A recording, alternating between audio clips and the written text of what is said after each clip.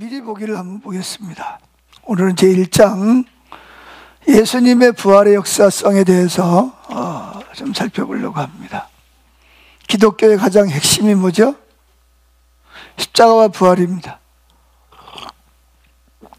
근데 만약에 예수님이 죽기만 하고 부활을 안 했더라면 어떻게 될까요? 네? 예, 우리가 제일 불쌍함. 성경이 그렇게 말하고 있어요. 자, 제1장 예수님의 부활의 역사성.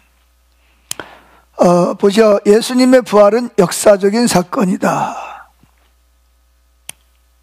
그러니까 역사적인 어떤 실제적으로, 그걸 이제 영어로 말하면 히스토리라 그럽니다. 실제로 역사 가운데서 어느 순간에 일어났던 사건이라는 거죠. 역사적인 사실은 역사적인 방법으로 검증해야 합니다. 부활의 역사성에 대한 사복음서의 증언입니다. 네 가지. 첫째, 같이 읽습니다. 예수님의 부활에 대한 성경적인 예언을 전혀 기록하고 있지 않다. 그러니까 사복음서에서 그렇다. 사복음서에 뭐 성경대로 뭐 살아나시고 이거는 다 복음서에는 없어요. 너무 당연한 거기 때문에. 두 번째, 여인들의 증언. 세 번째, 예수님에 대한 묘사. 네 번째, 그 이야기들이 결코 미래의 기독교적 희망에 대해서 언급하지 않고 있다는 사실. 다음에 기독교 운동의 놀라운 확산. 또한 예수님의 부활에 대한 강력한 역사적 증거입니다. 보다 예수님의 부활을 믿으려면 패러다임의 전환이 필요합니다. 그랬습니다. 자, 이걸 한번 살펴보면서 생각을 하면 좋겠습니다. 1장. 첫째는 예수님의 부활의 역사성이라는 것이죠. 그래서 어떤 논의를 시작할 즈음부터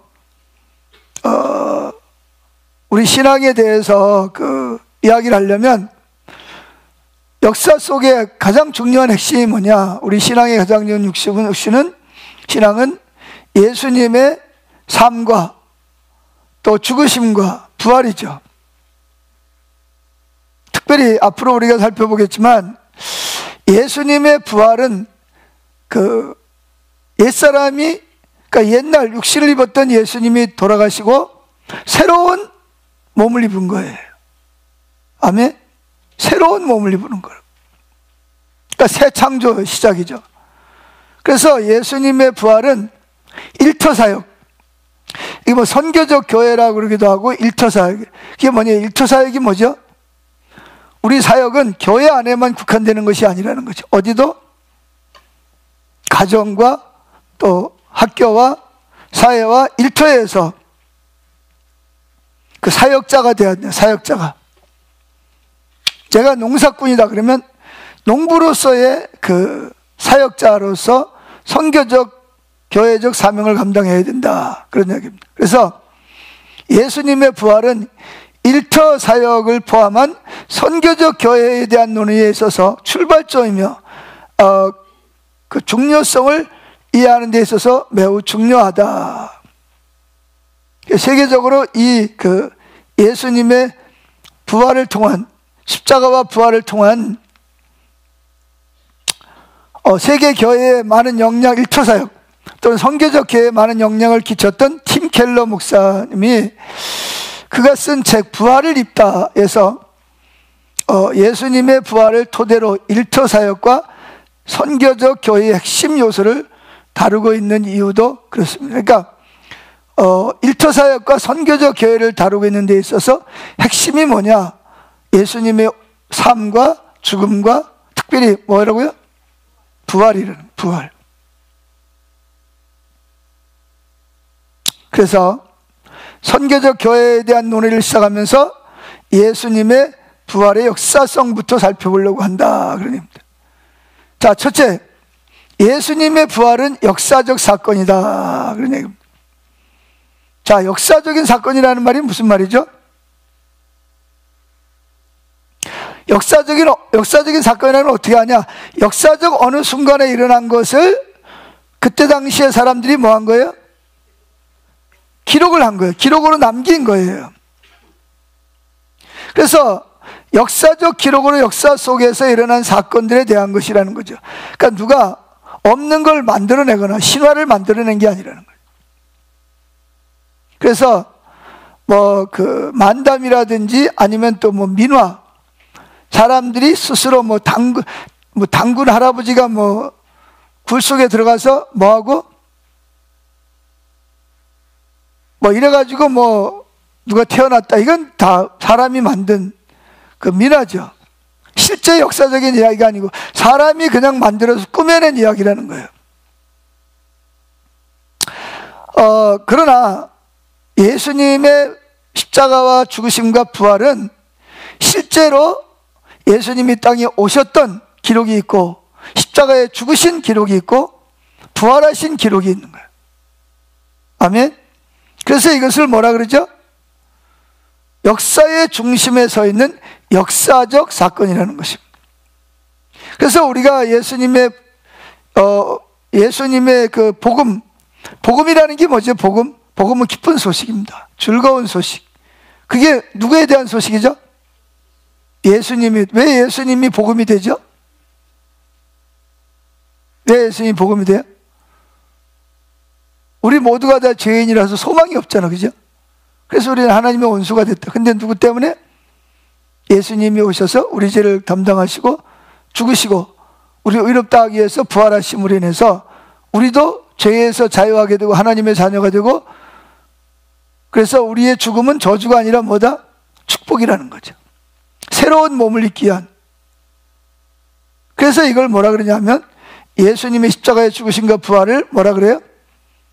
복음이라는, 복된 소식, 굿뉴스, 헬라어로 말하면 유앙겔리온, 이런 뜻이죠. 그래서 우리는 그 복음을 이해할 때 예수님의 이 땅에 오셔서 30년 동안 삶과 또 사역을 하신 3년 반 동안의 기간과 죽음과 부활과 성경에 나오는 하나님 이야기 전체의 상호관계에서 이야기를 해야 된다는 거죠. 하나님이 전지 만물을 창조하시고 에덴 동산을 만들고, 그런데 인간이 3장에서 타락하고 범죄함으로 인해서 어떻게 됐어요? 에덴을 쫓겨나고, 그러면서 인간이 타락함으로 인해서 어떻게 됩니까? 물로 심판을 받고 노아를 통해서 새로운 선조가 됩니다. 그러나 그들은 뭐라 그랬어요? 하나님을 믿지 않고 바벨탑을 쌓음으로 인해서 하나님이 뭐라죠? 언어를 다 갈라놓는 거예요. 그래서 언어가 맞는 사람끼리 모여서 살 수밖에 없도록 만든 거예요. 그런데 그렇게 하나님을 대적하고 하나님을 믿지 않았는데도 불구하고 하나님은 우리를 뭐 하시고 인류를 버리지 아니하시고 인류를 다시 뭐 하기로? 하나님과 화목해 하기를 위해서 누굴 택합니까? 아브라함을 택합니다. 창세기 12장에 나오는. 그래서 아브라함을 통해서 이삭이 나오고, 이삭을 통해서 야곱이 나오고, 야곱을 통해서 12지파가 나오고, 그들이 어디로 내려갑니까? 그들이 급속히 번성하고 인구가 많아지기 위해서 어디로 가야 돼요? 가장 기름지고 좋은 땅으로 가야 되는 거예요. 그래서 어디로 갑니까? 요셉이 애굽에 팔려가고 흉년이 들어서 요셉의 가족이 다 애굽으로 이전을 하고, 거기에서 고센 땅, 가장 좋은 땅을 주면서 거기서 4대 만에 어떻게 됩니까? 4대 만에 내려간 사람이 처음에 72명이었어요. 4대 만에 몇 명이 됐죠? 400년 만에 몇 명이 됐어요? 200만 명이 된 거예요. 200만 명. 하나님이 아브라함 보고 말했어요. 내 이름을, 내 민족을 뭐하게 할 것이다? 숫자가 창대하게 될 것이다. 그 약속을 지킨 거예요. 그리고 거기서 끌어올리고, 그러면서 유다 왕조가 시작이 계속되고, 그러면서 예수님이 오시고, 예수님이 오셔서 공생애를 하시고 십자가에 죽으시고 부활하시고 승천하시고, 이제 다시 뭐 할 때를 기다리지? 우리는 예수님의 재림을 기다리고 있는 시기라는 거예요. 이걸 성경을 이해할 때 어떤 단편적으로 이해할 게 아니라 창세기 6일 동안 만물을 창조하신 창세기부터 시작해가지고 만물이 하나님의 심판을 받고 새로운 재창조가 되어지는 것을 한눈에 쫙 끼워야 됩니다. 이걸 구슬을 끼듯이. 아멘. 자, 그래서 기독교 신앙은 뭐가 없으면 예수님의 삶과 죽음과 부활이 없으면 기독교는 기둥 뿌리채 다 뽑혀버리는 거예요. 그러나 예수님의 이 기독교 신앙 자체는 예수님의 삶과 죽음과 부활은 어디서부터 시작이 됐어요? 그 창세기서부터 시작된 거예요. 아멘. 창세기 어디서부터 시작되죠? 3장 15절부터 뱀을 저주하면서 뭐라 그러죠? 너의 후손은 여자의 후손의 발뒤꿈치를 상하게 할 것이고, 여자의 후손이 누구예요? 여자. 성경에 보면 다 남자의 후손으로 낳기는 여자가 낳지만 다 누구 씨라 그러죠? 다 남자 씨라 그러잖아요. 그런데 거기서부터 여자의 씨가 사단의 머리를 상하게 할 것이다. 거기 여자의 후손이 누구예요? 그렇죠. 예수님은 아버지가 없이 성령으로 어머니 모태를 통해서 태어났잖아요. 그러니까 여자의 후손이란 말이에요. 그 예수님이 누구를? 사단의 머리를 상하게 할. 그래서 예수님이, 요한일서 예수님이 땅에 오신 목적이 뭐라고요? 사단의 일을 멸하려 하심이라. 따라합시다. 예수께서 오신 목적은 사탄의 일을 멸하려 하심이라. 그래서 이 성경은 창세기 1장에서부터 요한계시록 22장까지를 쫙 여러분들이 끼고 있어야 됩니다. 그래서 성경을 공부하고 성경을 읽어야 됩니다. 자, 그래서 이 예수님의 부활은 역사적인 사건이라는 것을 분명하게 기록하고 있고, 만약에 예수님이 죽으셨다가 부활하지 못했다면 어떤 일이 벌어지냐. 여기 보세요. 고린도전서 15장 17절 시작. 그리스도께서 다시 살아나신 일이 없으면 너희의 믿음도 헛되고 너희가 여전히 죄 가운데 있을 것이고. 자, 만약에 예수님이 부활하신 일이 없다면 여러분과 제가 믿는 믿음도 뭐예요? 다 쓸모가 없고 저와 여러분은 여전히 뭐 가운데 있다? 죄 가운데 멸망의 자식으로 살아있게 된다. 고린도전서 15장 17절. 자, 그래서 예수님의 부활은 역사적인 사건이기 때문에 역사적인 방법으로 검증을 해야 된다. 자, 이 내용은 무슨 내용이냐면, 많은 사람들은 예수님의 부활을 믿을 수 없다 그럽니다. 왜 믿을 수 없다 그러죠? 예수님의 부활을 어떻게 확증하려고 하기 때문에 현대주의, 모더니즘은 과학주의라는, 과학주의, 현대주의. 이게 뭐냐? 실험실에서 예수님이 죽은 것까지는 역사적으로 분명해. 근데 부활하셨냐? 불에다가 집어넣어보고, 약물을 타보고, 현미경으로 들여다보고, 이게 예수님의 부활을 증명할 수 있는데 합당합니까? 그러면 이순신 장군이 남해에서 12척의 배를 가지고 일본에 수십 척의 그 대군을 물리쳤다. 이걸 실험실에 앉아가지고, 야, 이걸 어떻게 실험하냐? 이거 어떻게 증명해야지? 저 빨간 물 좀 가져와 봐. 빨간 물하고 또 남해에 있는 물 좀 떠가지고 와봐. 이 증명이 돼야 안 돼요? 왜 안 되죠? 근데 이걸 믿어요, 안 믿어요? 왜 믿어요? 증명이 안 되는데 어떻게 믿어요? 이건 역사적인 사실이기 때문에 어떻게 우리는 그때 살지도 않았는데 그걸 믿냐? 그때 당시에 이순신 장군의 일기라든지 조정의 역사적인 사건이라든지 주변에 있는 사람들의 증언을 통해서 이순신 장군이 우리나라를 외적에게서 뭐했다? 억울한 일을 당하고 죽을 뻔하고 쫓겨나고 많은 일을 겪었지만, 그러나 결국은 이순신 장군이 거북선을 만들어서 그들과 싸워서 뭐했다? 우리나라를 구원했다. 그래서 결국은 일본이 어떻게 하고 조선 왕조를 침략하는 걸 포기하고 뭐 할 수밖에 없었다? 일본으로 돌아갈 수. 그걸 어떻게 하냐는 거예요. 그걸 어떻게 실험실에 써가지고 실험을 해가지고 어떻게 하냐 말이에요, 그거를. 근데 우리는 의심하지 않고 믿잖아, 그죠? 믿어요, 안 믿어요? 그걸 어떻게 믿어요? 실험실에서 과학적으로 증명이 되는 거 아니잖아요. 근데 어떻게 믿어? 그냥 무조건 믿습니다요? 아니죠. 뭘 믿어요? 그때 당시의 기록과 증언을 통해서. 아멘? 지금 뭐 역사적인 걸 뭐 갖다가 뭘 이렇게 태워가지고 뭘 할 수 있는 게 아니잖아요. 그 역사적인 기록은, 역사적인 사건은 뭘로 그것을 증명한다?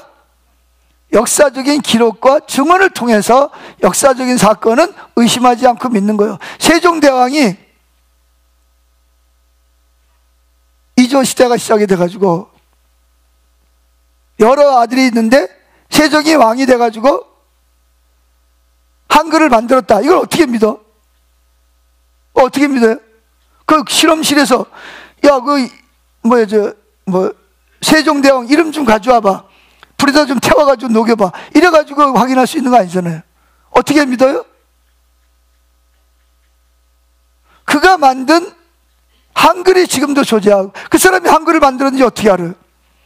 그때 당시에 기록된 모든 문헌들과 거기에 직접 집필에 참여했던 사람들의 기록을 통해서 세종대왕이라는 사람이 실제로 있었고, 그 사람이 뭘 만들었다? 한글을 가나다 순으로 이걸 만들어서 24자를 만들었구나. 이거를 그 역사적인 기록을 통해서, 증언들을 통해서 그걸 역사적으로 증명을 하는. 그래서 예수님의 부활도 마찬가지예요. 예수님의 부활도 실제로 역사 속에서 이 땅에 오셨고 십자가에 죽으셨고, 그건 뭐 지금도 로마에 가면 예수님이 빌라도에 의해서 처형당했다는 거 기록이 남아 있어요. 맞아요, 안 맞아요? 그리고 예수님이 부활했다는 것도 기록이 남겨 있어요. 근데 그거를 뭘 믿어요? 사람들이, 제자들이 와서 훔쳐가고 뭐 했다? 예수님 부활했다라고 하는 그 소문들을 기록해 놓은 것들이 있다는 거죠. 그 거짓을 기록해 놓은 거죠. 그러나 그 거짓이 아니라 실제로 부활하신 예수님을 직접 목격한 여자들이라든지 예수님의 제자라든지 무려 10번이나 나타났고, 예수님이 부활할 때 몇 명? 500여 명이 직접 보는 앞에서 승천하시고, 그리고 사도 바울이 예수님이 십자가에 죽으셨다 부활하신 지 1년 반, 약 한 15년도 안 돼서 뭘 기록했다? 고린도전서가 기록이 됐단 말이에요. 복음서도 기록이 됐고. 그 한두 사람도 아니잖아, 그죠? 어떻게 정신이 뭐 깜빡 환상을 봐도 어떻게 500여 명이 동시에 그걸 보고, 어떻게 제자들이 10번이나 부활하신 예수님이 들어오고 나가는 걸 목격할 수 있겠냐는 거죠. 그걸 다 기록으로 남긴 거예요. 이것이 뭐예요? 편지고, 이것이 바로 복음서, 역사적으로 기록으로 남겨 있는 거란 말이죠. 아멘? 그런데 지금도 많은 사람들은 예수님의 부활을 믿을 수가 없다. 왜 믿을 수가 없냐? 그걸 과학적으로 어떻게 증명하냐? 이게 말이 돼야 안 돼요? 아니, 그러면 이순신 장군이 한산대첩에 승리했다는 걸 어떻게 증명할 거예요? 세종대왕이 한글을 창제했다는 걸 어떻게 증명할 거냐고. 그러니까 역사적인 사건은 역사적인 방법을 가지고 증명해내듯이, 예수님의 부활 사건은 뭐다? 역사적인 사건이었기 때문에 과학적으로 증명할 수, 실험실에서 증명할 수 있는 게 아니고 뭐를 통해서? 역사적으로 증명을 해내야 된다, 그런 얘기입니다. 그리고 또 한 가지는, 예수님 당시에는 많은 사람들이 죽었다가 부활이라는 개념이 있었을까요? 없었을까요? 읽었으니까. 예수님 당시에 고대인들은 사람이 죽었다가 부활한다는 걸 알고 믿었을까요? 안 믿었을까요? 그건 여러 가지 형태가 있었어요. 톰 라이트 박사가 지적하듯이 고대인들은 예수님과 같은 부활을 믿는 사람은 거의가 없었어요. 그래서 호메로스라든지 플라톤, 키케로 이런 그 철학자들은 죽은 자의 부활을 믿지 않고, 헬라 철학자 필로라는 그런 유명한 사람이 있는데 그 사람은 부활을 어떻게 믿었냐? 죽은 사람이 살아나는 게 아니라 육신은 없어지고 뭐만? 영혼만 영원히 산다라고. 그러니까 그게 성경적이지 않는 그런 그 영생을 주장한 사람이었다는 거죠. 그러니까 죽은 자의 부활을 믿지 않고 죽은 사람의 영혼이 영광스럽긴 하지만 육체가 없는 상태로 미래를 살아갈 것이다. 그건 예수 안 믿는 이교도들이 가지고 있는 그러한 그 주장입니다. 뭐 우리나라에도 그러잖아요. 사람이 죽으면 뭘로 태어난다? 불교에서는 왜 고기를 안 먹는지 아세요? 왜 고기를 안 먹어요?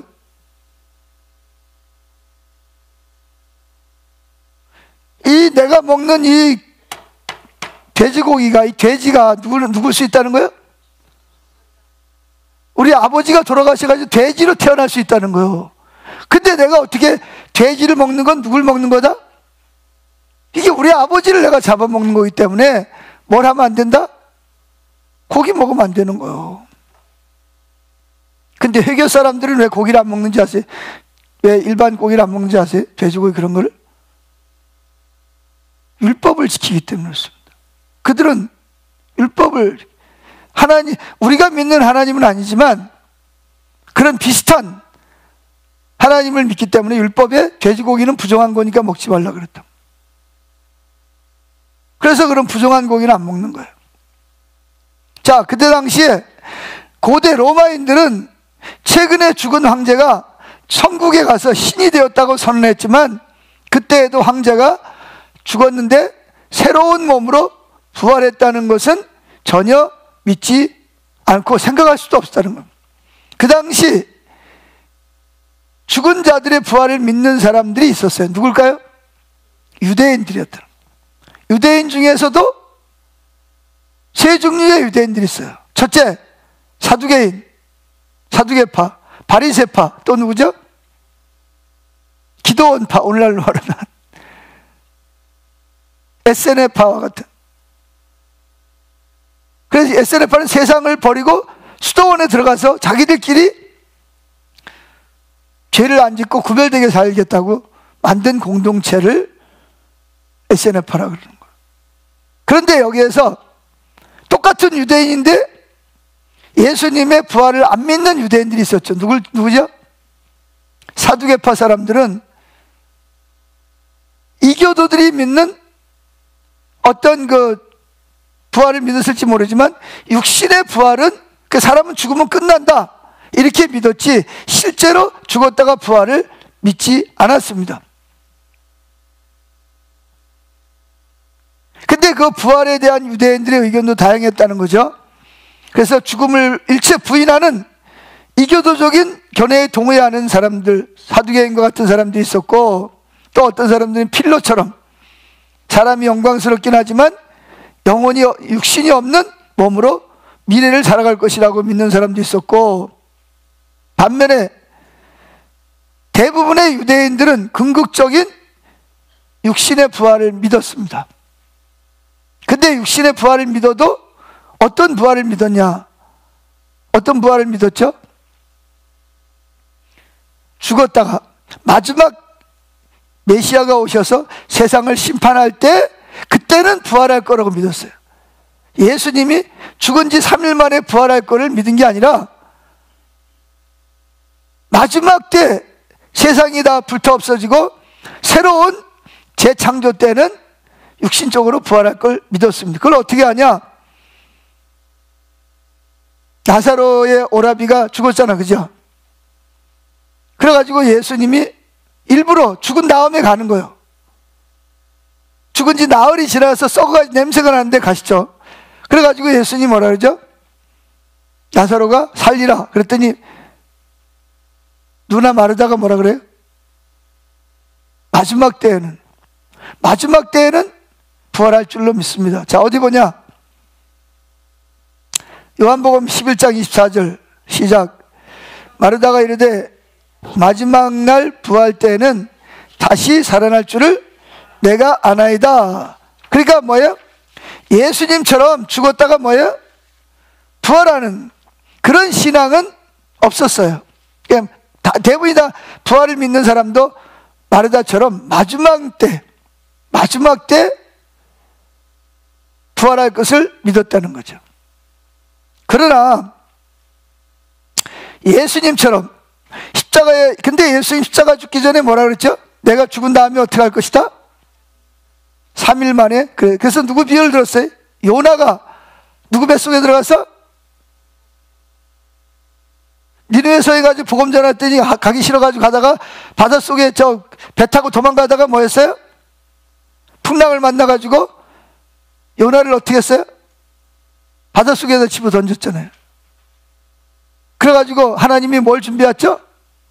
큰 물고기를 준비했다가 요나를 꿀꺽 삼켰어요. 요나가 거기 들어가가지고 생각해 보세요. 그 창자 속에 들어가서 살만 낫겠어요?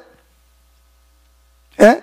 캄캄한데 끈적끈적한 데다가 먹지도 못하지 마시지도 못하지 밤낮 3일을 뭐야? 그 고기 뱃속에서 죽을 맛이었어요.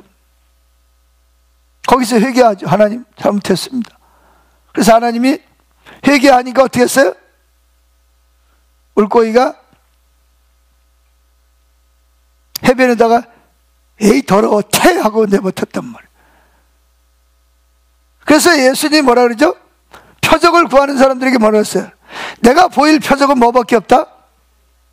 요나의 표적밖에 없다. 너희들이 이 성전을 허물어라. 성전은 뭘 말해? 예수님의 몸을 말하는 거야. 나를 죽이면 내가 3일 만에 이 성전을 다시 지을 것이다. 그 사람들은 성전 그럼 뭐예요?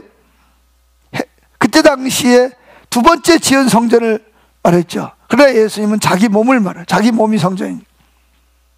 여러 차례 죽었다가 뭐 할 것을 며칠 만에 3일 만에 부활할 것을 말씀하셨다는 거예요. 근데 예수님이 부활을 말해도 예수님의 제자들은 예수님이 말하는 부활을 이해했을까요? 못했을까요? 아무도 이해를 못하는 거예요. 왜? 그들이 가지고 있는 부활 신앙은 마르다처럼 최종적으로 마지막 날 부활할 걸로 믿었지, 예수님처럼 죽었다가 3일 만에 나사로가 죽었다가 부활한, 그건 물론 또 죽지만 어떻게든 예수님이 죽었다가 3일 만에 부활할 거라는 것을 들어도 이게 무슨 말인가? 저 예수님 지금 무슨 말씀하고 있는 거야? 죽었다가 3일 만에 부활한, 우리 머릿속엔 그런 게 없는데.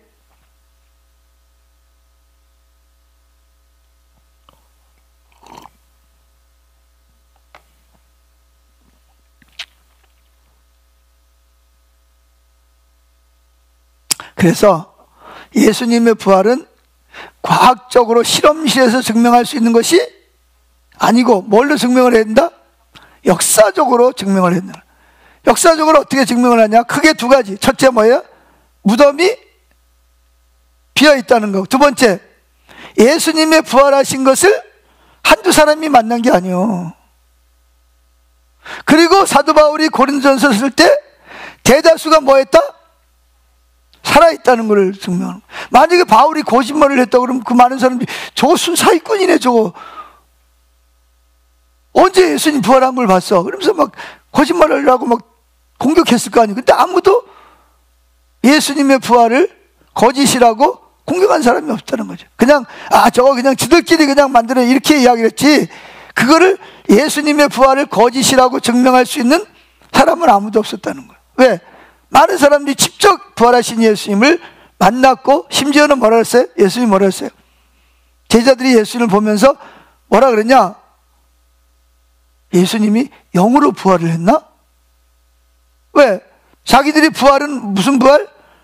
마지막 때에 부활하는데 예수님 부활해가지고 나타나셨어요. 그러니까 뭐 예수님 뭐래? 영은 뭐가 없지만, 살과 뼈가 없지만 인자는 살과 뼈가 있느니라. 그러면서 뭐예요? 저희들 보고 집어넣어 봐라, 한번 창자국에다가, 옷자국에다가 내 상처를 좀 만져봐라. 나는 살도 있고 뼈도 있느니라.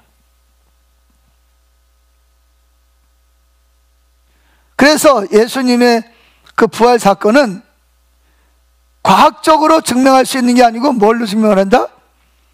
역사적인 사건이기 때문에 역사적으로 기록을 해야 된다는 거예요. 자, 그러면 부활의 역사성에 대한 사복음서의 증언입니다. 예수님의 부활에 대해서 증언하는 가장 빠른 문서가 뭐냐? 그게 바로 고린도전서입니다. 편지들이에요, 편지들. 이 말은 복음서들이 일부 바울의 서신서보다 나중 기록되었지만 사복음서에는, 사복음서를 뭐라죠? 마태, 마가, 누가복음, 요한복음까지 사복음서라고. 사복음서에는 예수님의 부활에 관한 가장 이른 시기의 증언들이 담겨져 있다는 거예요. 그게 나중에 기록이 되어 있지만 이미 벌써 그것이 성경으로 확증되지는 않았지만 이미 벌써 예수님이 어떤 면에서는 살아계실 동안에 있었던 일을, 하늘로 승천하시기 전에 있었던 일을 직접 목격한 사람들이 뭐 했어요? 기록해 놨다가 나중에 복음서를 쓰면서, 복음서를 쓸 때 그것이 세상 밖으로 나온 것처럼 늦게 기록된 것처럼 보이지만 실제로는 이미 그 사건이 일어났을 때 이미 뭐가 있었다? 기록적으로 증언이 돼 있었다는 거예요. 이해가 되세요? 이 말이 무슨 말인지?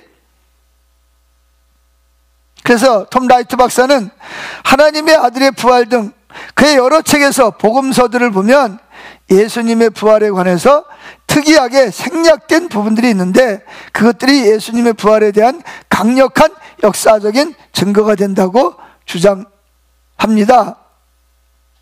그러면서 역사적인 사건이 역사적으로 증거할 수 있는 것을 4가지 이유를 듭니다. 역사적인 사건이기 때문에 역사적인 증언을 4가지로 드는데, 첫째 뭐죠? 그러니까 예수님의 죽으셨다가 부활에 대한, 죽은 거는 아무도 부인 안 해. 실제로 예수님 죽었으니까. 근데 뭐는? 부활한 사건은 모든 사람에게 예수님이 보여진 게 아니걸로. 그 특정한 사람에게만 보여줬단 말이에요. 믿음을 가지고 예수님 그러겠죠. 나중에 이 복음서가 기록이 되고 그것들이 내가 부활한 것을 증언할 사람들에게 예수님이 부활한 몸을 직접 뭐예요? 보여주신 거란 말이에요. 이게 역사적인 사건이에요. 실제 어느 시간 속에 실제로 일어났던 사건을 기록한 내용이라는 거예요. 아멘. 자, 그럼 그게 뭐냐? 첫째, 예수님의 부활에 대한 성경적인 예언을 전혀 기록하지 않고 있는 사실. 즉 이게 뭐냐? 사복음서에서 구약 성경을 제일 많이 인용한 성경이 뭔지 아세요? 뭐예요? 책을 안 읽어가지고 오셨구만. 그러네. 그러니까 또 얼른 나오시네.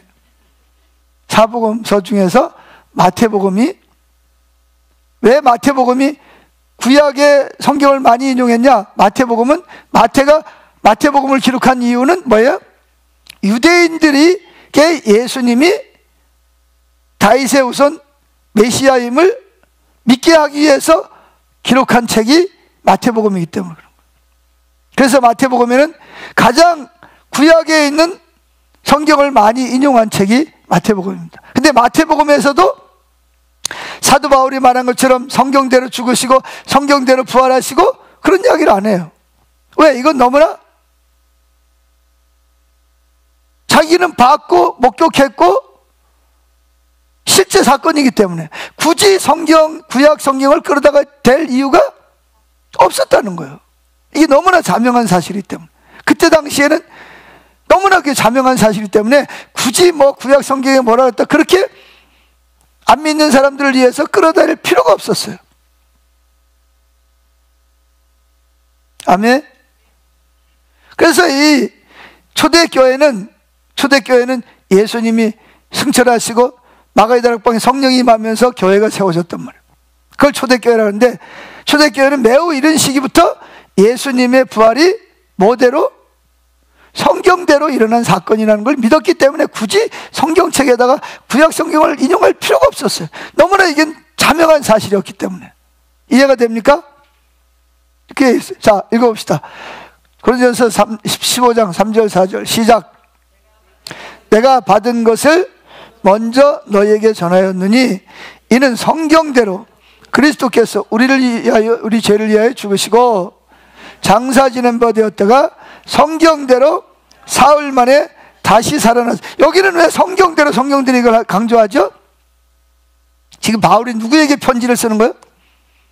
이건 유대인들이 아니고 초대교회 교인들이 아니고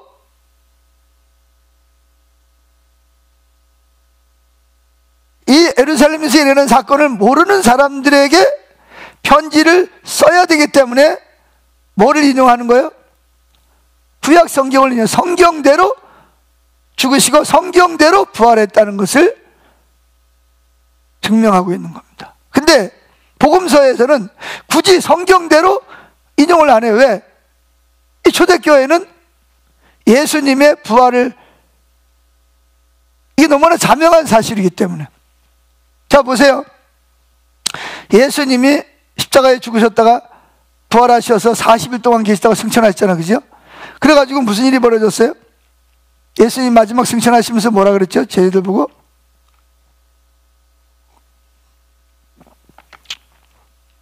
약속한 성령을 받기까지 예루살렘 떠나지 마 기다리라. 그래가지고 처음엔 더 많은 사람이 모였겠죠. 줄어들고 몇 명 남았어요? 120명이 남아가지고 계속 성령을 기다리고 있는데 마가다락방에 성령이 임했습니다. 그럴 때 베드로가, 많은 사람들이 예수님의 제자들이 성령을 받고 하나님을 찬양하고 높여드리고 여러 가지 방언을 하는 걸 보고 사람들이 깜짝 놀라가지고 합니다. 그때 베드로가 그 예수님을 십자가 못 박아 죽인 사람들을 향해서 뭐라고 외치죠? 뭐라고 외쳤어요? 거기서는 사도 바울이 구약 성경을 인용합니다. 성령을 보내주신 사건, 다윗이 예수님의 부활을 인용한 사건, 복음서에는 없는데 사도행전에서는 그때가 며칠이 지났어요? 예수님 승천하신 데 며칠이 지난 거예요? 50일밖에 안 지났습니다. 예수님이 승천하시고 50일밖에 안 됐을 때 베드로가 예수님을 십자가 못 박아 죽인 사람들에게 뭐라 그래? 너희가 죄도 없는 예수를 십자가 못 박아 죽였지만 하나님이 뭐 했다? 예수님을 다시 살리셨다. 근데 만약에 이게 거짓말이라면 어떻게 됐을까요? 돌에 맞아 죽습니다, 베드로는. 그런데 그날 몇 명이 회개하고 돌아왔어요? 50일 만에 3,000명이 회개하고 돌아왔다니까요. 예수님을 십자가 못 박아 죽인 사람들이. 아멘. 그리고 또 뭐예요? 그 다음에 며칠 지나서 안진뱅이, 성전문에 앉은 안진뱅이를 일으키는 사건을 통해서 그때도 베드로와 요한이 누굴 전해요? 예수님의 부활을 전해요. 너희들이 잘 몰라서 예수님을 십자가 못 박아 죽였지만 이제라도 회개하고 돌이키면 너희들이 성령을 받고 구원을 받는다. 그랬더니 그날 몇 명? 남자만 5,000명이, 남자만 5,000명, 그 가족까지 하면 몇 명이야? 최소한도 2만 명은 될 거 아니에요. 아멘? 그때가 며칠 지나겠어요? 길어야 60일. 예수님 승천하시고. 할렐루야. 그때도 핵심적인 메시지가 뭐였어요? 너희가 죽인 예수가 뭐였다? 3일 만에 부활하셨다.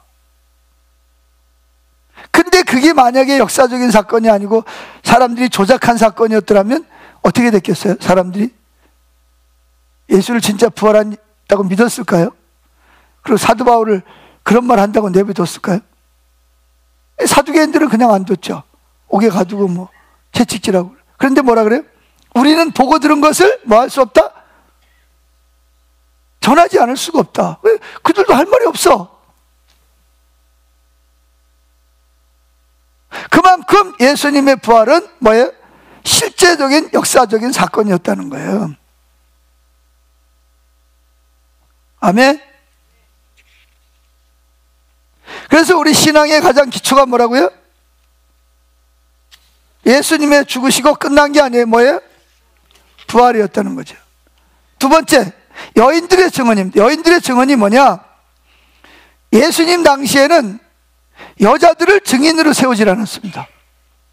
여자들은 숫자를 셀 때도 어린아이와 여자들은 뭐 했어요? 숫자에 넣어요. 그래서 5,000명을, 오병이의 기적, 보리떡 5개 물고기 2마리 해가지고 5,000명을 먹이고 12광주를 남길 때도 누구는 뺐죠? 죄송합니다. 여자들은 숫자에 안 넣었어요. 어린아이들도 숫자, 누구만 넣었죠? 20세 이상 된 남자들만 넣었습니다. 왜 그랬죠?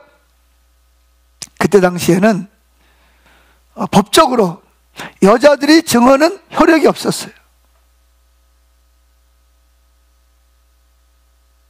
지금은 참 좋은 거예요. 예수님 때문에. 그때 여러분 태어났으면 숫자에도 못 들어갈 뻔했는데, 여자들이 내가 아무리 봤어 그래도 그 사람들의 증언은 뭐예요? 아예 법적인 효력이 없었다니까요. 맞아요? 틀려요? 맞아요. 그런데 사복음서에 보면, 아니 만약에 예수님 부활이 가짜라면 그렇지 않아도 사람들이 안 믿는데 누구를 증인으로 세워? 제일 먼저 예수를 부활한 사람이, 본 사람이 누구다? 막다. 이름까지 다 됩니다. 막 이름까지 되면서 이들이 증인. 그러니까 그거 믿었겠어요? 안 믿었겠어요? 그게 얼마나 우스운 꼴이 됐겠어요? 그렇지 않아도 예수님 부활이 가짜라고 그러는 데다가 여자들을 증인으로 세우면 그게 믿었겠냔 말이에요. 그러니까 여자들을 복음서에서는 최초로 예수님의 부활하신 예수를 만난 것으로 증인으로 세우는 이유는 뭐냐? 이건 너무나 실제로 역사적인 사건이라는 것을, 그때 당시에서 아무도 여자들을 증인으로 세우지 않았는데 복음서 기자들은 그거를 뭐예요? 아무렇지도 않게 기록을 남겼다는 거예요. 그러니까 그만큼 뭐예요? 예수님의 부활이 실제적이고 역사적이고 확실했다는 거예요. 아멘. 자, 어디를 보냐? 고린도전서 15장 4절 8절 시작. 게바에게 보이시고 후에 12제자에게와 그 후에 500의 형제에게 일시에 보이셨나니 그 중에 지금까지 대다수는 살아있고 어떤 사람은 잠들었으며 그 후에 야고보에게 보이셨으며 그 후에 모든 사도에게와 맨 나중에 만삭되지 못한 자 같은 내게도 보여. 누가 빠졌죠? 누가 빠졌어요? 여자들을 싹 뺐어요. 왜 뺐을까요? 바울이 고린도 교회 여자들 이야기해도 이거는 뭐예요? 법적으로 효력이 없기 때문에 아예 빼버렸습니다. 이해가 되세요? 이해가 돼야 안 돼요. 그런데 복음서들은 아무렇지도 않게 누가 예수님의 부활을 최초로 목격했다? 막달라 마리아 누구 하면서 여자들이 제일 먼저 예수님을 찾아갔고 예수님의 그들에게 부활한 모습을 보이셨다라고 최초의 증인으로 복음서 기자들은 이야기를 하고, 그만큼 뭐예요? 확신이 있었다는 거예요. 실제적인 역사가 있다는 거예요. 아멘.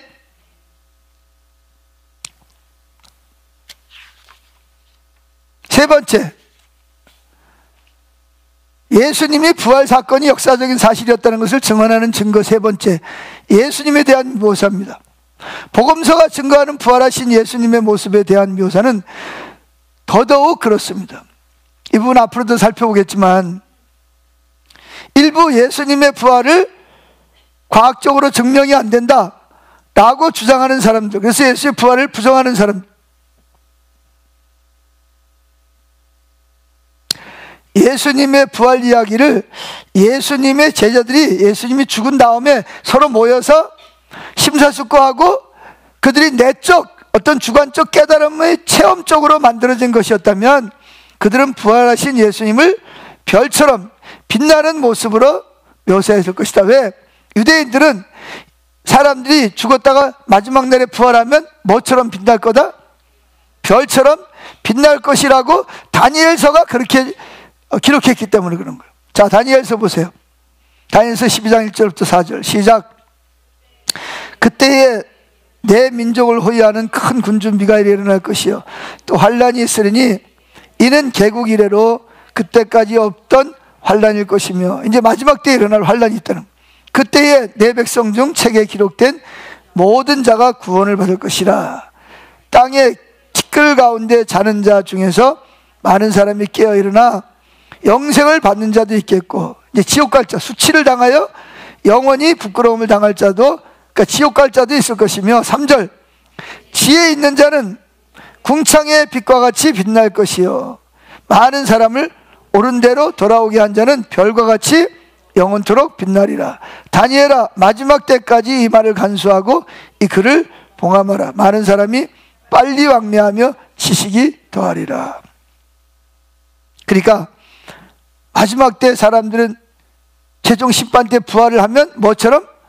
하늘의 별은 아니지만 별처럼 빛날 것을 그들은, 다니엘서는 그렇게 유대인들에게 그걸 이야기를 했다는 거예요.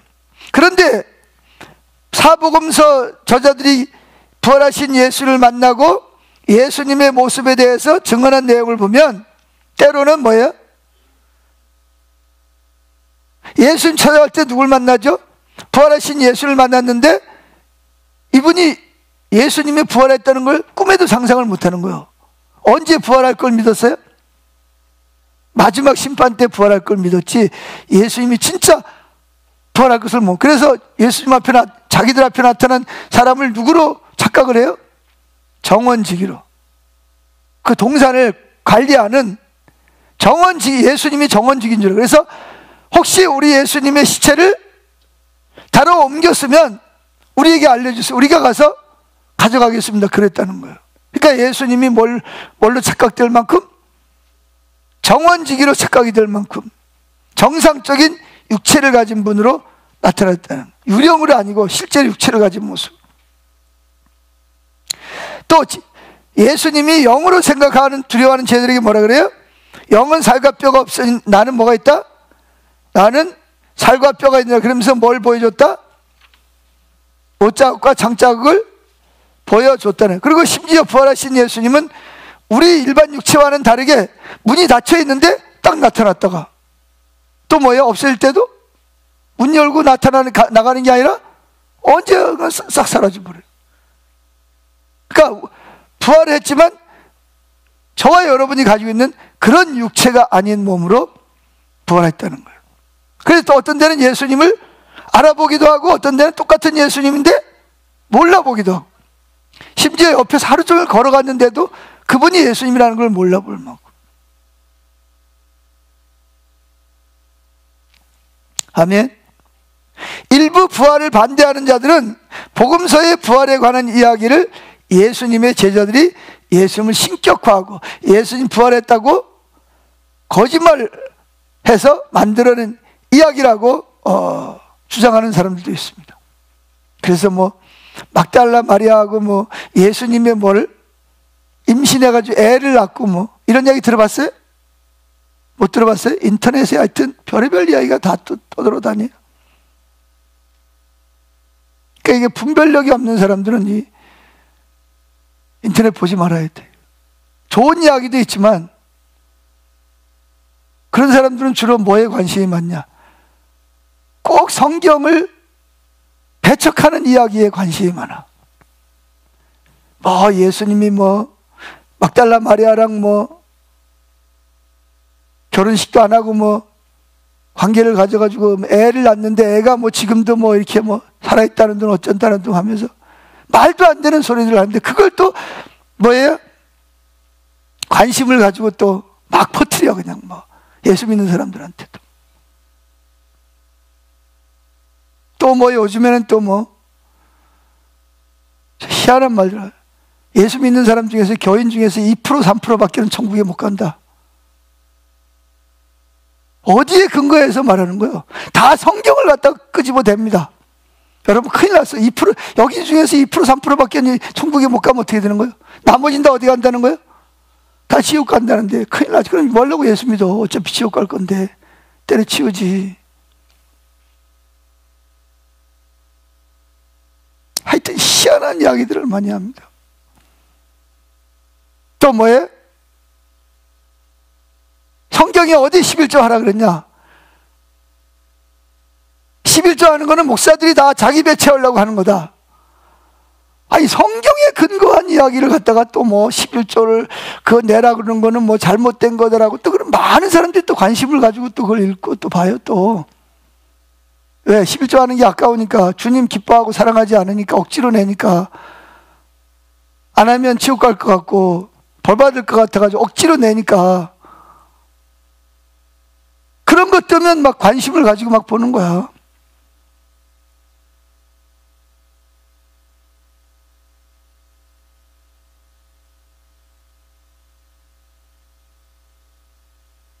자, 이렇게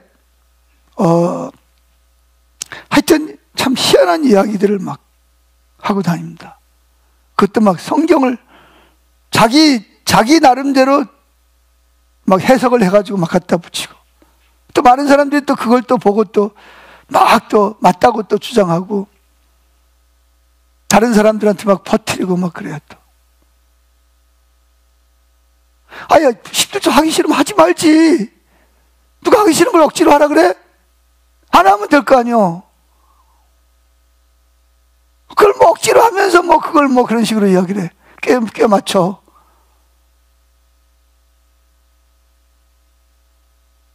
무슨 하나님이 거지도 아니고.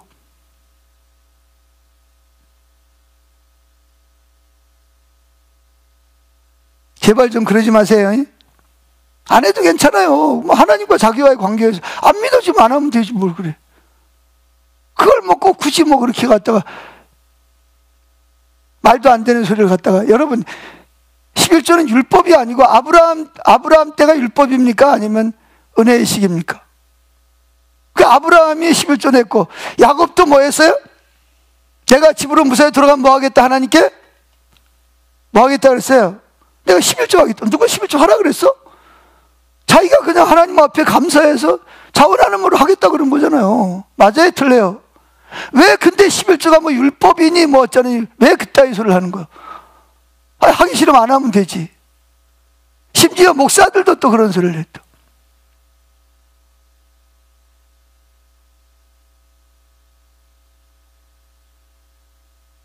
그러니까 뭐 예수님이 뭐 막달라 마리아랑 뭐 연애해가지고 뭐 임신해가지고 뭐 애를 낳아가지고 뭐 그 후손이 뭐 지금 이런 거에 관심을 가지고 말이죠. 마치 그게 성경에 나와 있는 걸 안 믿고, 성경에 안 나와 있는 만들어낸 이야기는 또 그게 사실인 것처럼 믿고 막 또 퍼뜨려요. 또 막.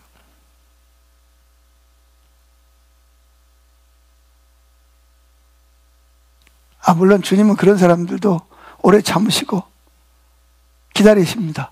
회개하고 돌아올 때를. 자, 네 번째, 예수님의 부활이 역사적인 사건이라는 증언들에 대해서 그 예수님의 부활 이야기들이 결코 미래 기독교적 희망에 대해서 언급하지 않고 있다는 사실. 이게 무슨 말인지 잘 이해가 잘 안 될 수 있어요. 그러니까 신약 성경 거의 모든 곳에서 뭘 이야기하죠? 예수님의 부활 이야기를 합니다. 모든 성경은 다 뭐하고 연결이 돼요? 예수님 죽으심과 부활을. 예수님이 탄생한 것은 누가복음 1장 2장, 마태복음 3장, 2장 3장을 빼면 되지만, 부활 이야기를 빼면 신약 성경이 뭐예요? 다 없어져 버리는 거예요. 그만큼 뭐가 중요하다? 부활 이야기를 성경에서는 핵심적으로 다루고 중요하게 하고 있다. 그래서 여러분들이 이걸 배우는 이유가 뭐냐? 선교적 교회 일터사역을 하려면 이 부활의 신앙이 역사적인 사건이라는 것이 여러분의 신학의 뭐예요?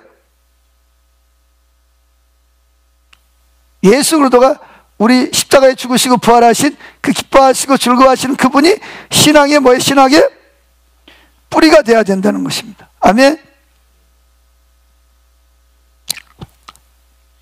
그래서 여러분들이 성경을 부지런히 읽고 배워야 됩니다. 예? 성경을 읽지도 않고 대충 알았다가 이단들이 와가지고 막 또 그러면 또 넘어가가지고, 또 제가 이야기 들어보니까 또 뭐 참 기가 막힌 일도 있더라고. 어떤 분은 이단 교회에서 들어와가지고 교회에 들어와가지고 장로님을 또 이게 또 교회 거기 또 제일 앞장서 있는 장로님을 꼬셔가지고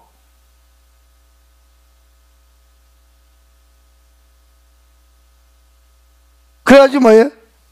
그 장로님이 또 뭐예요?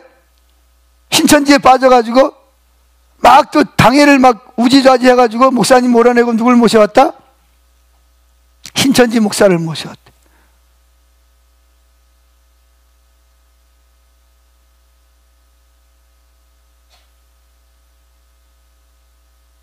그렇게 신천지에 대해서 많이 말을 듣고 배워도 어떤 신앙적인 기본적인 하나님과의 인격적인 관계가 안 되니까 그게 사탄이 우리를 속이기 위해서 하는 말인데도 불구하고 이게 영적 분별력이 안 생기는 거예요. 뭐 어디야 저 용인의 어떤 분은 딸이 이 교회 열심히 다니는데 이달에 신천지에 빠졌대. 그래서 누굴 전도했어요? 자기 아버지가 그 교회 큰 교회 장로님이었는데 자기 아버지하고 어머니를 신천지로 끌고 가가지고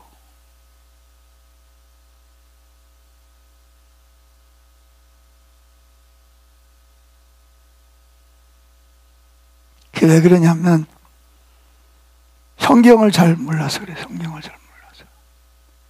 성경을 안다는 말은 지식적으로 아는 게 아니라 성경이 말하고 있는 부활하신 주님과 뭐예요? 인격적인 사랑의 관계가 없어서 그렇단 말이죠. 참 불쌍한 이야기입니다. 자, 그러면 예수님의 그 톰 라이트 박사가 말하는 복음서가 말하는 부활 이야기 안에는 서로 긴밀한 연결된 두 사건이 공통적으로 있다라고 지적을 하는데, 첫째가 뭐라고요? 무덤이 빈 무덤이라는. 두 번째는 예수님이 그분을 따르던 사람들에게 나타나셔서 그들과 함께 대화를 나누시고 하루 종일 걸어가고 음식을 나누시고 뭐 했다? 교제를 나눴다는 거예요. 아멘. 그래서 톰 라이트 박사는 예수님의 부활을 증언할 때 항상 같이 가는 게 뭐냐? 뭐라고요? 무덤이 비어있는 것과, 왜 무덤이 비어있는 게, 누가 지켰죠? 무덤을? 로마 병정들이 지켰단 말이에요. 그때 당시의 법으로는 만약에 지켜야 될 사람을 잠이 들거나 빼앗겼다 그럼 누가 죽어야 되죠? 그 지키는 군사들이 자기가 죽어야 됩니다. 근데 그때 당시에 보면 군사가 죽었어요? 안 죽었어요? 안 죽었어요. 왜? 대제사장들이 돈을 주면서 오히려 뭐예요? 회유하죠. 제자들이 훔쳐갔다 그래. 훔쳐갔다 그러면 뭐예요? 사형입니다. 근데 그 다음에 뭐라 그러죠? 그래서 저희들이 막 군인들이 벌벌 떨죠. 우리가 죽습니다. 그랬더니 뭐라 그래요? 걱정하지. 우리가 빌라도에게 이야기해서 당신들에게 아무런 해가 가지 않게 하겠다.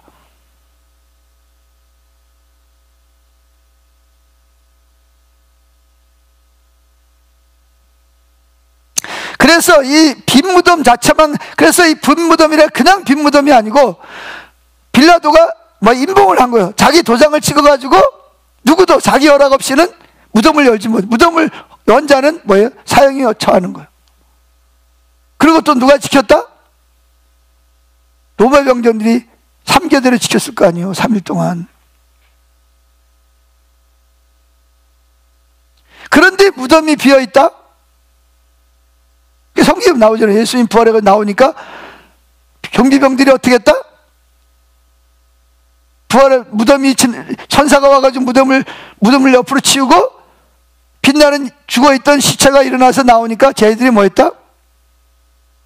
놀래가지고 어찌할 바를 모르고 있다가 무서워서 도망을 가. 누구에게는 로마 병영으로 군대로 돌아간 게 아니라 누구한테 돌아가죠? 바리새인들에게 돌아가가지고 일어났던 사건을 이야기하니까 바리새인들이 뭐라 그래? 돈을 주면서 너희들이 자는데 쟤들이 몰래 훔쳐갔다 그러라. 거짓말을 하라 그런 거죠. 근데 실제로 그 말을 했어요. 그래서 어떻게 됐어요? 그 말이 그때 당시에 퍼졌다 그랬잖아요.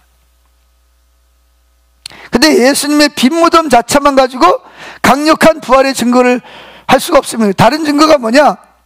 예수님께서 반복적으로 제자들에게 나타난 사건, 그래서 초대교회의 전방위적으로 부활에 대한 확신과 선포, 그리고 교회의 놀라운 확산.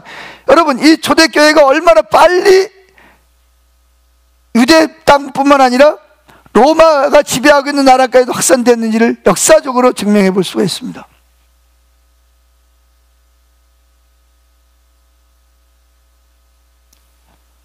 자, 신약 성경에 말한 대로 예수님이 죽었다가 부활하신 다음에 무슨 사건이 일어났어요?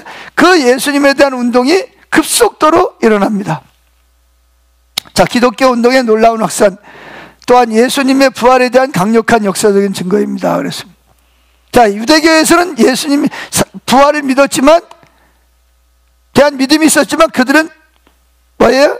부활 주변에만 머물러 있었지, 예수님처럼 죽었다가 3일 만에 부활하셔서 그들에게 나타나고 그들과 같이 하루 종일 걸어가고 음식을 먹고 이야기를 나누고 그들이 보는 데서 승천했다는 이런 것들은, 그런 신앙이 없었던 거예요. 예수님 당시만 하더라도 자기가 스스로 메시아라는 사람이 있었어요, 없었어요? 여러 사람이 있었습니다. 여러 사람이 있었어요. 그런데 그들은 뭐예요? 그래가지고 내가 메시아다, 그래가지고 뭐예요? 로마에 반역했다가 결국은 로마군에 의해서 진압당하고 처형당하는 사람들이 많았던. 심지어는 뭐예요? 그래서 내가 메시아다라는 사람이 붙잡혀가 죽으니까 그를 따르던 사람들은 다 어떻게 했어요? 다 흩어졌죠. 왜? 그 사람들 중에서 우리가 따르던 사람들이 메시아인데 죽었다가 부활했다, 그러면 사람들이 믿었을까요? 안 믿었을까요? 믿었겠어요? 안 믿었겠어요? 그 말도 안 되는 소리다 코웃음 쳤겠죠. 그런데 예수님은 죽었다가 부활했다고, 나타났다고 증명해 보여주고, 제자들은 그것 때문에 뭐예요? 목숨을 걸고 예수님 부활을 전했다니까요. 여러분, 사람 목숨은 몇 개예요? 하나밖에 없는데 예수님이 부활하지도 않았는데 부활했다 그래가지고 뭐예요? 자기들도 십자가 못 박아 죽은 사람이 얼마나 많습니까? 뭘 걸고 부활을 전하는 거예요? 하나밖에 없는 목숨을 걸 수 있다는 건 뭐가 있다는 거예요? 부활이 있다는 증거라는 거예요.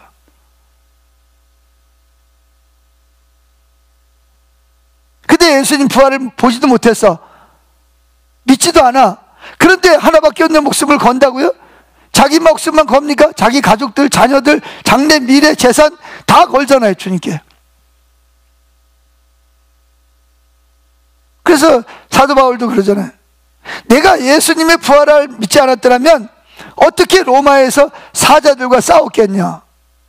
사적으로 들어갔다는 거예요. 예수님 부활했냐 안 했냐, 예수님이 주님이냐 아니냐, 그것 때문에 바울이 옥에 갇히고 강도를 만나고 죄수의 몸으로 뭐예요? 사자굴에 들어가고 그랬다는 거예요. 근데 어떻게 하나밖에 없는 목숨을 부활하지도 않은 예수를 위해서 자기뿐만 아니라 자기 가족과 자기 자녀들과 재산을 다 걸고 그거 할 수 있겠냐는 거예요. 그러니까 진짜 예수 믿는 사람은 자신의 모든 걸 주님께 다 거는 거예요. 아멘. 아직도 나는 이건 내 거, 이건 난 못 내라, 이런 사람은 아직도 부활 신앙이 확실하지 않은 거예요. 왜? 이게 내 전부인데 이걸 내놓으면 어떡해? 목숨이 하나밖에 없는데 내 가족은 누가 돌보고? 못하는 거죠. 그러나 부활하신 예수님을 확실히 믿기 때문에 내 모든 것을 주님께 거는 거예요. 아멘.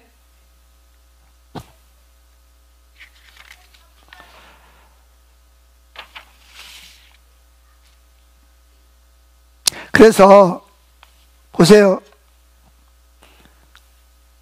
부활한 지 50일도 안 돼가지고 뭐예요? 3,000명. 60일도 안 돼가지고 몇 명? 남자만 5,000명. 그럼 뭐예요? 이미 3,000명하고 몇 명이에요? 그러면 8,000명. 그럼 나머지 사람까지 거의 10,000명이잖아요. 60일 정도밖에 안 돼가지고. 그러면서 어디로? 핍박이 일어나가지고 막 사방으로 막 퍼져가면서 어떻게 됐어요? 복음이 막 전. 그러면 사도 바울을 통해서 어떻게 했어요? 사도 바울이 AD 50년경에 예수님을 만나고 뭐 했어요? AD 50년, 예수님이 죽으신 지, 부활하신 지 50년 정도밖에 안 돼서 뭐 했어요? 사방으로 다니면서 복음을 전하는 거죠.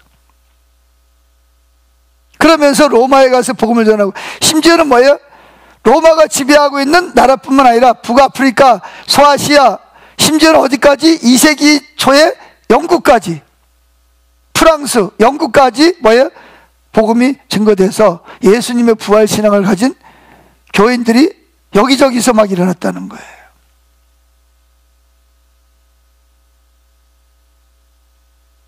아멘. 그건 뭘 말하느냐? 그거는 예수님이 부활이 뭐였다는 거예요? 실제였다는 것을 증명해 주라는 거죠. 그래서 초대교회 전도에 대한 전문가인 마이클 그린이라는 박사는 이같이 말합니다. 교회는 소수의 교육받지 못한 어부와 세리들로부터 시작하여 이후 300년 동안 전 세계를 휩쓸었다. 몇 년 동안? 300년 동안 전 세계를 휩쓸어서 나중에 로마가 걸고 온 유럽이나 이걸 다 지배하고 있었거든요. 그런데 몇 년 만에 기독교가 국교가 됐죠? 공인됐죠? AD 313년 만에. 로마가 뭐가 됐어요? 기독교 국가가 될 수 있었다는 거예요. 할렐루야. 이게 뭘 말하냐? 그만큼 역사상 전무후무한, 그것도 뭐예요? 막 칼로 막 싸우고 총으로 치르고 하는 이런 뭐예요? 그냥 사랑으로 섬겨서 복음을 전해서. 할렐루야. 그래서 성령의 역사로 313년 만에 콘스탄틴 황제가 기독교를 공인했다는 거죠. 뭐 로마 황제가 너 칼 갖다 들이대고, 야 로마 황제 너 예수 믿을래 안 믿을래? 그렇게 한 거 아니에요. 아무도 강요를 하질 않았어요. 자기 스스로가 뭐예요? 예수님이 부활하심을 경험했어요. 그땐 동서라가 로마가 나눠져 있는데 동로마와 서로마가 싸우는 거예요. 근데 콘스탄틴 황제는 누구냐? 서로마 사람이야. 동로마는 훨씬 더 군사력이 강합니다. 싸워봤자 집니다. 그런데 하나님께서 그에게 나타나서 뭐라 그래? 이런 표시를 가지고, 그게 표시가 뭔지 알죠? 내가 지금 보여줘야 되는데, 그런 표시를 보여주면서 이런 뭐를 가지고, 표시를 가지고 뭘 만들어서 깃발을 만들어 가지고 나가서, 그 깃발이 누굴 상징하니? 예수님의 죽으심과 부활을 상징하는 깃발을 가지고 나가서 싸우라는 거예요. 그래서 그 꿈에 나타난 자기가 환상에서 본 그대로 실제로 그렇게 해가지고 깃발을 만들어 나가 싸웠는데, 동로마가 훨씬 더 군사력이 강하지만 서로마가 뭐예요? 동로마를 이겨서 로마를 다시 하나로 합칩니다. 역사적인 세계사에 보면, 이게 다 세계사에 나와 있는 이야기, 역사 속에, 역사책 속에. 내가 뭐 이상한 이야기 하는 거 아니에요. 그래가지고 누구를 발견했어요? 실제로 예수님은 부활하셨구나, 살아계시는구나, 이분은 주님이시다. 그래가지고 뭐예요? 그때까지만 해도 기독교인들을 사자밥이 되게 하고 검투사들 속에 싸워서 죽게 만들고 십자가에 거꾸로 매달아 죽이고 살아있는 채로 뭐예요? 기름을 발라가지고 밤에 불을 밝히고 예수님을 주님이라고 한다고 해서. 그런데도 기독교가 타협했어요? 안 했어요? 봉기를 일으켜가지고 막 대항했어요? 안 했어요? 안 했어요. 그냥 죽는 거예요. 왜 죽었을까요? 죽어라, 죽여라. 나는 뭐 할 거니까? 부활할 거니까. 예수님이 부활의 첫 열매고 다음은 나니까 죽이려면 죽여라. 제일 무서운 사람이 뭔지 아세요? 제가 좀 싸움을 해봐서 압니다. 이기지 못하는 사람이 누군지 알아요? 오늘 너랑 나랑 뭐죠? 둘 중에 누가 하나 죽든지 죽으면 끝나는 걸로 하자. 싸움을 잘하기 때문에 조폭이 되는 게 아니에요. 뭐가 있어야 돼? 배짱이 있어야 돼. 목숨을 거는 거야, 그 싸움에. 할래? 네가 죽든지 내가 죽든지 둘 중에 하나. 그럼 뭐예요? 가만히 보니까 저 인간은 진짜 뭐예요? 이게 안 돼. 그러니까 야야 그만두자. 알았어, 내가 네 밑에 들어갈게. 물론 싸움도 잘해야 되지만 이 관계와 배짱이 없으면 못하는 거예요. 근데 로마 사람들이 죽여도 뭐예요? 저항도 안 해. 또 죽이면 뭐 해야 돼? 이놈들 죽은 다음에 내가 귀신이 내가 나타날 거다, 이런 말도 안 해. 뭐라 그러냐? 아버지 저들의 죄를 용서하소서. 이거 뭐야 도대체? 저 인간, 저 기독교인들 저거 뭐야 도대체가? 이게 미치는 거예요. 이게 병사들도 그렇고 그걸 바라보는 사람도 그렇고. 저거 저 완전히 저 또라이 아니야? 또라이? 아니 지 죽이는데, 죄도 없는데 죄를 뒤집어 씌워 죽이는데, 아니 내가 귀신으로도 나타난다 그래야 되는데 아버지 저들이 하는 일을 알지 못합니다. 저를 용서해. 이거 도대체가 뭐야? 지금까지 역사 속에서 없던 일이 이래로 벌어지는 거예요. 그리고 그냥 죽어. 주여 내 영혼을 주님의 손에 부탁하나이다. 또 죽여. 그거 보면서도 나 죽겠다. 그래가지고 뭐예요? 거기 여러분 사자밥이 되는 그 어린아이들의 그 영화를 보세요. 어린아이들이 막 하나는 안고 하나는 업고, 애들이 막 사자가 막 으렁거리고 막 살을 물어가지고 막 찢겨가지고 피가 막 여기 팔이 막 뚝뚝 떨어져 나가고 난리가 납니다. 얼마나 무서워. 애들이 엄마 무서워. 그러니까 뭐예요? 누군가가 노래를 부릅니다. 아이들은 뭐래? 얘들아, 얘야 잠깐만 기다리면 우리는 이런 고통이 없는 어디 간다? 주님의 나라에 간단다. 그리고 내 몸도 더 이상 이런 죄가 없는 몸에서 부활을 할 거야. 그러면서 노래를 부릅니다. 그 노래가 앞에서 뒤로 모든 사람이 노래를 부르면서 사자 굴로 들어갑니다. 그냥 군중들은 막 소리 지르는데 그걸 지켜보는 병사들은 듣도 보도 못한, 너무나 놀라는 거예요. 어떻게 이런 일이 일어날 수가. 그게 사울이 스데반 집사 죽일 때도 마찬가지잖아. 뭐 저런 인간들이 다 있어. 그것도 한두 명도 아니잖아. 애들도 그러고 노래를 부르면서 거길 가는 거. 십자가 처형에 당하는 걸 영광으로 생각해. 왜? 영광을 위해서 그리스도와 함께 고난도 받아야 할지니라. 지금 받는 영광, 고난은 뭐와 비교할 수 없다? 장차 받을 영광과 비교할 수 없다. 사람들 그걸 믿은 거예요, 실제로. 그러니까 기독교가 막 그 핍박하고 그랬던, 막 소리 지르고 그랬던 사람들도 저기 뭐야? 막 소리 지르다가 손이 내려와.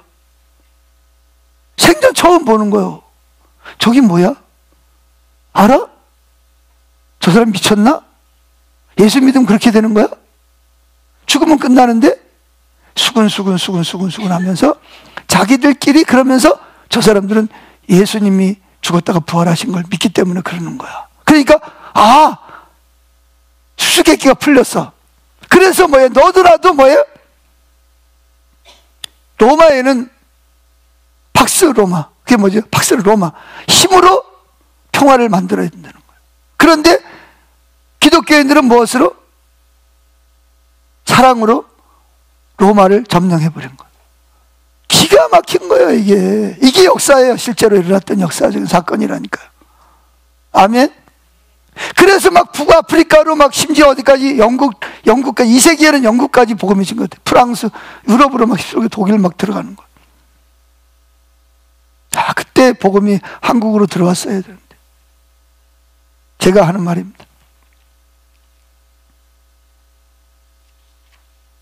그래가지고 역사적으로 보면 주 112년 지방장관 소플로니가 트리안 황제에게 보낸 편지에는 이런 내용이 나와 있습니다. 실제로 그 편지가 지금도 있어요. 뭐라고 나와 있냐? 그 지방장관이 황제에게 쓴 편지, 제가 보기엔 그 문제는 특히 심사숙고할 가치가 있다고 여겨집니다. 왜냐하면 모든 연령층과, 그러니까 어린아이 남녀노소, 자유인 노예할 것 없이 온갖 지위에 있는 많은 남녀들이 위험에 처해 있거나 처해 있을 것이기 때문입니다. 그들이 믿는 미신 기독교는 도시뿐만 아니라 시골까지도 전염시켰습니다.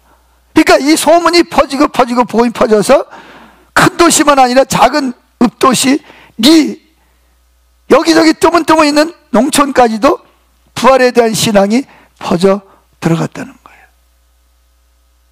그래서 대부분이 유럽은 뭐예요? 기독교가 국교가 된 거예요. 국교가 됐다고요. 독일, 프랑스, 영국, 북아프리카 지역은 물론요. 자, 그러면 몇 페이지인지 모르겠는데 예수님의 부활을 믿으려면 패러다임의 전환이 필요합니다. 패러다임이 뭐죠? 패러다임 전환이 뭐예요? 이건 토머스 쿤 박사가 과학혁명의 구조라는 책을 출간한 후에 익숙해진 개념인데, 과학적 작업과 관련해 사용되는 영어지만 하나님의 역사를 이해하기 위해서도 그와 같은 전환이 필요하다. 이 말이 무슨 말이냐?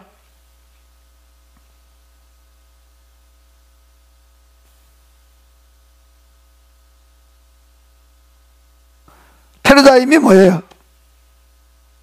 당연하게 여기는 것이 당연하지 않은 것으로 전환을 하는 것을 패러다임이라고 합니다. 사람은 죽으면 끝난다 라고 하는 패러다임에서 무슨 패러다임으로 바뀌어야 돼?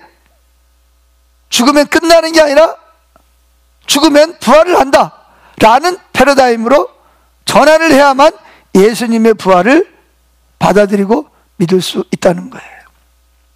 왜? 예수님의 사건은 역사적인 실제로 이런 사건이 있다는 거죠. 하나님의 창조만 하더라도 그렇고 우리가 살고 있는 우주나 만물의 존재를 모든 것이 과학적으로 증명할 수 있어요, 없어요? 사람들은 진화론이 과학적이라 그러는데, 근데 여러분, 진화론이 과학적입니까? 아니면 종교적입니까? 왜 그러냐? 같은 종끼리는 진화가 돼요. 무슨 종끼리는? 왜? 올챙이가 뭐가 나와요? 뒷다리가 뽕, 앞다리가 뽕, 나중에 뭐가 되죠? 개구리를 진화하잖아요. 그 같은 종이, 같은 종은 같은 종으로 변하죠. 그런데 종이 다른, 이걸 대진화라 그래.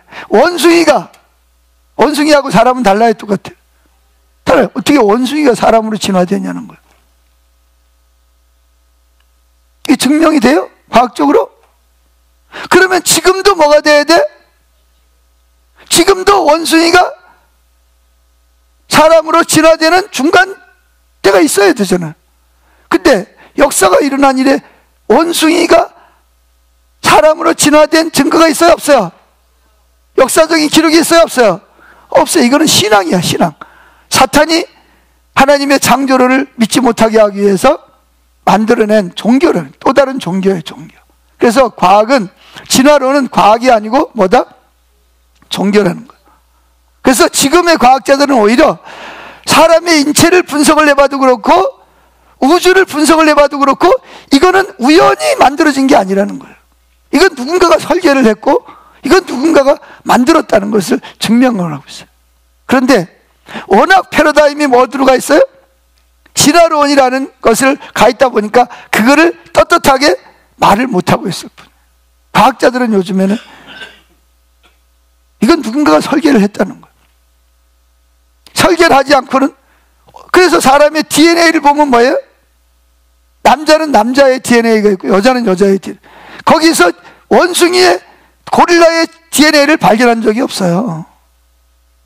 말도 안 되는 소리잖아요.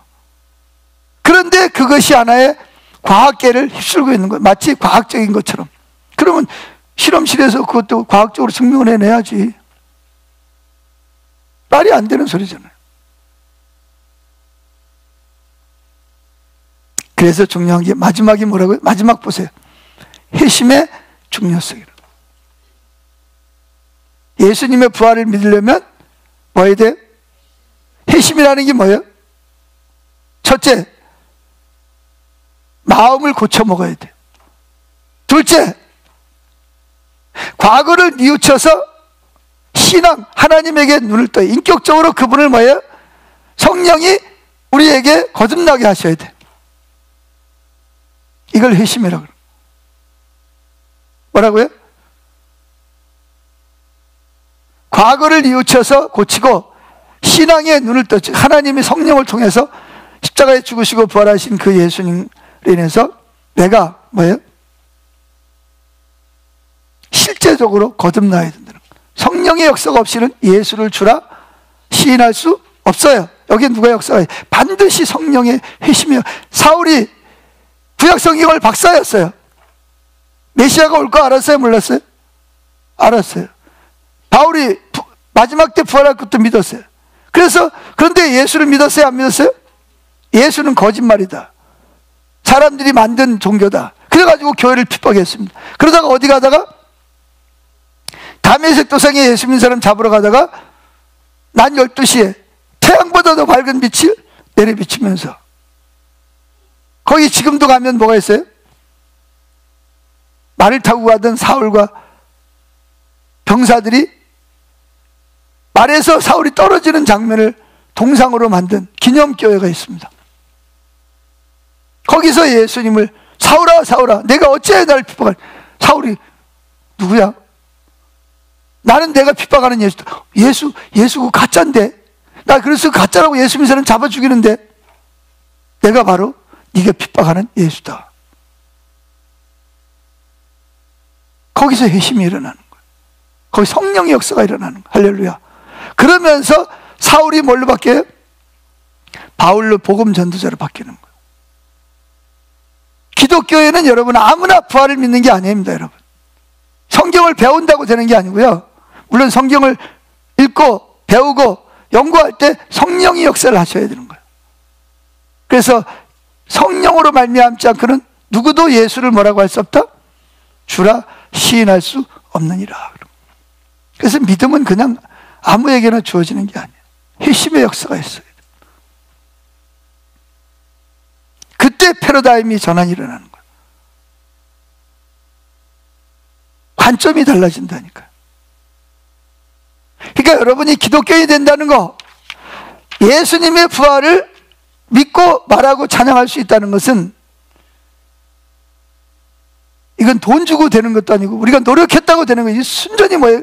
하나님의 값없는 선물로 되어지는 거예요. 그래서 우린 자랑할 게 없어요. 아멘. 그래서 우린 감사하고 그래서 예배 드리는 거예요. 이건 아무나 기독교인이 될 수 있는 게 아니에요.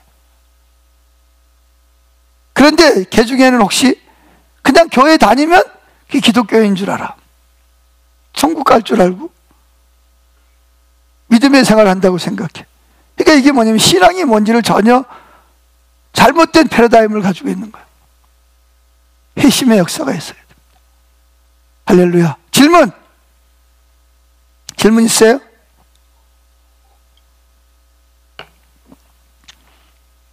내가 나를 봐도 참 대견하네.